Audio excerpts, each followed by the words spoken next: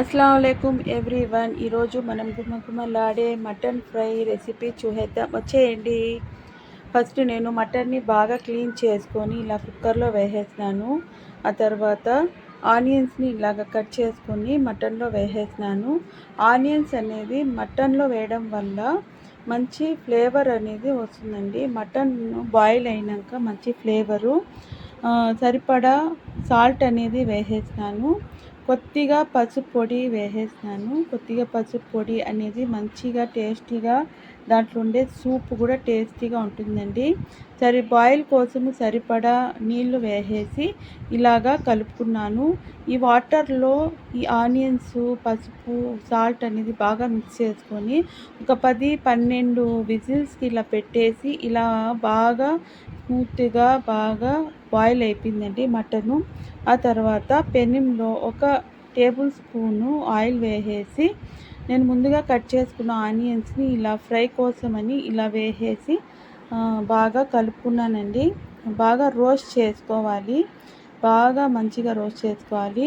మన ఈ వీడియోను ఎక్కడి నుంచి చూస్తున్నారో నాకు కామెంట్ బాక్స్లో కామెంట్ చేయండి. నచ్చితే లైక్ చేయండి, సబ్స్క్రైబ్ చేసుకోండి, మంచిగా కామెంట్ కూడా పెట్టండి.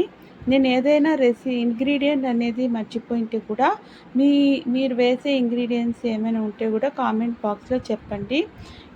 తర్వాత ఇలా ఆనియన్స్ అనేది బాగా రోస్ట్ చేసుకున్న తర్వాత ఇలాగా ఒక టేబుల్ స్పూను అల్లం వెల్లుల్లి పేస్ట్ వేసేసి మంచిగా ఫ్రై చేసేసినాను. మంచిగా రోస్ట్ అయిన తర్వాత ఇలా మనము ముందుగానే బాయిల్ చేసి పెట్టుకున్న మటన్ని ఇలాగా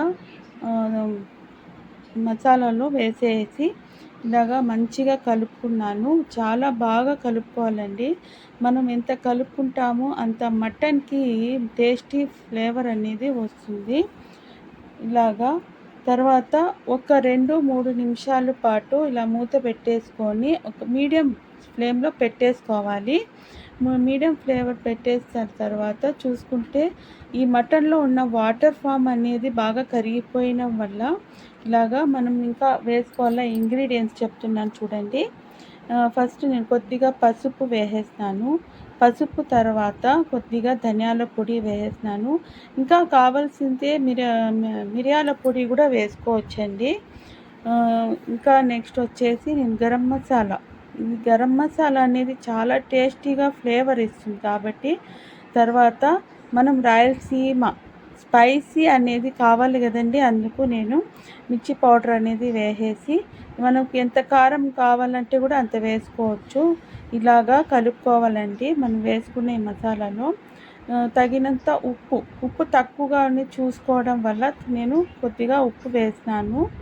ఇలాగా బాగా కలుపుకున్నాను అనమాట. ఇలాగా కలుపుకోవడం వల్ల ఒక 2-3 మినిట్స్ మీడియం ఫ్లేమ్లో వేసుకొని ఇలా కలుపుకుంటే చాలా మంచిగా మన మటన్ ఫ్రై అనేది రెడీ అయిపోయిందండి. మీకు గన ఈ వీడియో నచ్చితే లైక్ చేసుకోండి, సబ్స్క్రైబ్ చేసుకోండి మన ఛానల్కి. Thank you so much.